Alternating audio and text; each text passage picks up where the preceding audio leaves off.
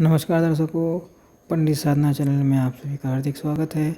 आज मैं आपको काल भैरव जयंती काल अष्टमी के विशेष अवसर पर सात्विक भैरव जी की बलि देने की सरल विधि बताऊंगा, जिससे परिवार की सुरक्षा का महाउपाय होता है। वीडियो पूरा अंत तक देखिए और वीडियो देखने से पहले आप हमारे चैनल को सब्सक्राइब कीजिए, वीडियो लाइक कीजिए। व्हाट्सएप, फेसबुक, इंस्टाग्राम एवं सभी प्रकार की सोशल नेटवर्किंग साइट्स पर हमारे वीडियो को अधिक से अधिक शेयर भी कीजिए और साथ ही सब्सक्राइब बटन के बराबर में जो बेल आइकन है उसको भी दबाकर ऑल नोटिफिकेशंस को ऑन कर लीजिए, जिससे कि सनातन धर्म से संबंधित सभी प्रकार की जानकारी एवं वीडियो आपको मुफ्त में एवं समय से प्राप्त हो सके। दर्शकों, इस वीडियो के माध्यम से हम लोग जानेंगे कि काल भैरव जी को सात्विक बलि किस प्रकार से दी जाती है और उसके लिए क्या क्या सामग्री की आवश्यकता है। देखिए, काल भैरव जयंती आ गई है, इसके ऊपर आपको यह करना है। वह जयंती पर रात्रि के समय किया जाता है, सूर्यास्त के बाद। तो इस बार 2024 में 22 नवंबर को शाम को 6 बजे से अष्टमी तिथि शुरू हो जा रही है और काल भैरव जी की उपासना रात्रि में ही की जाती है, इसलिए अधिकतर 22 नवंबर को ही मनाया जाएगा। कहीं कहीं पर 23 नवंबर को भी है, तो आप लोग अपने हिसाब से देख लीजिएगा। अब आपको मनाना है, मैं आपको पूरी बलि की प्रथा बताता हूँ कि काल भैरव देवता को बलि किस प्रकार से दी जाती है। काल भैरव शिव जी के ही उग्र रूप हैं। कई जगह पर तो उनको शिव जी का पुत्र भी माना गया है और इन्हीं को क्षेत्रपाल माना गया है। देखिए, हमारे जो आसपास का एरिया है सब इन्हीं के द्वारा प्रोटेक्टेड होता है। क्षेत्रपाल इनको कहते हैं, क्षेत्र की रक्षा करने वाले। तो यह काल भैरव ही होते हैं, किसके रक्षा करते हैं। अकाल मृत्यु से रक्षा करते हैं, भूत प्रेत डाकनी शाकनी आदि से रक्षा करते हैं। यह काल भैरव ही की उपासना आपके संपूर्ण परिवार की रक्षा कर देगा। एक बलि प्रथा है शास्त्र में। ये देखिए, मैं तांत्रिक उपाय नहीं बता रहा हूँ, यह हमारे वैदिक शास्त्रीय परंपरा के अनुसार ही सात्विक विधि है। मैं आपको बता रहा हूँ कि किस प्रकार से आपको काल भैरव देवता की सात्विक बलि प्रथा प्रदान करनी है। तो सबसे पहले यही सामग्री आपको लगेगी, जो भी मैंने यहाँ पर रखा हुआ है। एक काली उड़द लगेगी, आपको इसी को मांस कहते हैं शास्त्रों में। फिर इसके बाद ये आटे का दिया है, देख लीजिए। यह बड़ा छोटा किसी भी ढंग से आप बना सकते हैं। इसको चौमुखी बनाना है, 4 मुख वाला आपको। और इसके अंदर डालने के लिए मेरे पास सरसों का तेल है, सरसों का तेल ही आपको इसके अंदर उपयोग करना है। फिर काला तिल है मेरे पास, और ये एक दोना होना चाहिए। आपको बताऊंगा क्यों होना चाहिए। फिर सिक्के होने चाहिए आपके पास, एक सिक्का होगा तो भी चल जाएगा। यह दही है और यह पान का पत्ता है। पान का पत्ता आपको एक ही चाहिए, ठीक है। अब देखिए पूरी विधि क्या है। सबसे पहले तो इस पान के पत्ते के ऊपर हम लोग दही और उड़द यह मिक्स करके रख देंगे। तो आपको करके दिखाता हूँ। इसके अंदर दही ले लेना, उसके बाद कड़ी उड़द डाल देना, उसके अंदर अब इसको पान के पत्ते के ऊपर रखना। आपको ये पान का पत्ता इधर उस धरती पर रख लेना है, इस प्रकार से आपको रखना है। और इस पत्ते को उठाकर दोनों में रखना है। अभी मेरे पास एक ही दोना था तो मैंने उसी का उपयोग किया। दोना आपको मार्केट में मिल जाएगा। मैं अभी आप इसको खाली करके यह वाला पत्ता उठाकर इसके अंदर ही रखता हूँ। यह पत्ता इसके अंदर क्यों रखना है, क्योंकि यह हमको ना बाहर रखना होता है, फिर इसको भीतर लाना नहीं होता है। तो आप लोग स्टील का अथवा तो किसी भी धातु का बर्तन उपयोग नहीं करना, क्योंकि इसके अंदर भी आप पत्ता रखेंगे ना, वह आपको बहुत बाहर ही छोड़ कर आना पड़ेगा। मिट्टी का रख सकते हैं अथवा तो इस प्रकार से दोने आपको इजीली मार्केट में मिल जाएंगे। पलाश के पत्ते का हो तो बहुत अच्छी बात है, ठीक है। अभी मैं आगे रखता हूँ। ये देखिए, मैंने दोने में इस प्रकार रख दिया। यह दोना मेरे पास एक ही था, इसलिए मैंने इसी को साफ़ कर लिया जो बनाया था हमने। तो इसके अंदर ही मैंने पत्ता रख लिया। अब इसके ऊपर हम सिंदूर लगाएंगे। सिंदूर रख दीजिए इसके ऊपर। क्षमा करिए, मैं सामग्री में नहीं बता पाया। सिंदूर आपको इस प्रकार से रखना है। फिर आपको ये दिया रखना है, जो हमने गेहूं के आटे का दिया बनाया है, उसको इसके ऊपर आपको रख देना है। कई लोग कपूर जलाते हैं, वह भी सही है। मैं अगले किसी अष्टमी में यह भी विधि बता दूंगा। अभी यह विधि देखिए। फिर इसके अंदर आप सरसों का तेल रखिएगा, सरसों का तेल भर दीजिएगा। पत्तियों को अच्छे से डुबो दीजिएगा तेल में, ताकि यह जल जाए। इस प्रकार से आप डुबा दीजिएगा। फिर इसके अंदर देखिए आपको काला तिल डालना है, काला तिल डाल दीजिए। फिर ये जो सिक्का है, सिक्का हमने रखा हुआ है, यह आपको आँच के पास ही रख देना है। यह आपकी ही की गई तैयारी पूरी बलि विधि की, ठीक है। अब हम इसको जलाएंगे। ये देखिए, मैंने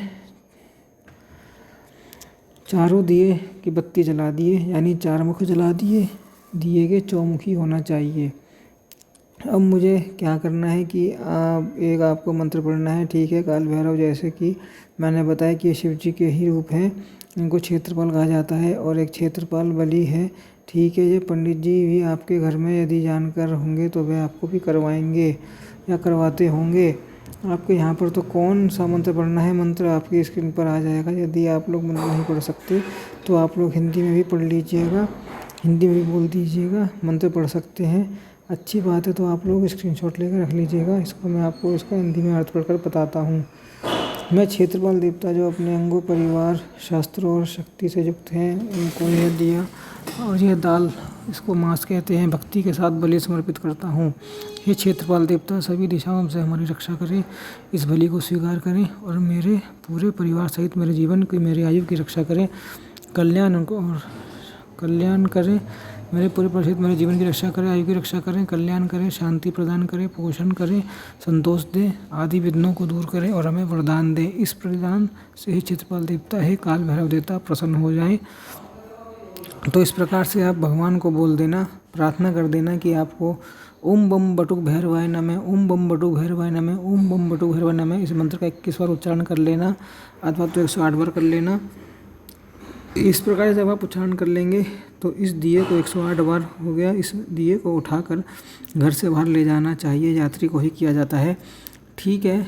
अब आप इस दिए को कहीं भी रख सकते हैं बाहर, जहाँ पर वैसे तो कहा जाता है कि कोई देखे नहीं, कोई टोके नहीं। इस प्रकार से आपको उस दिए को रखना है।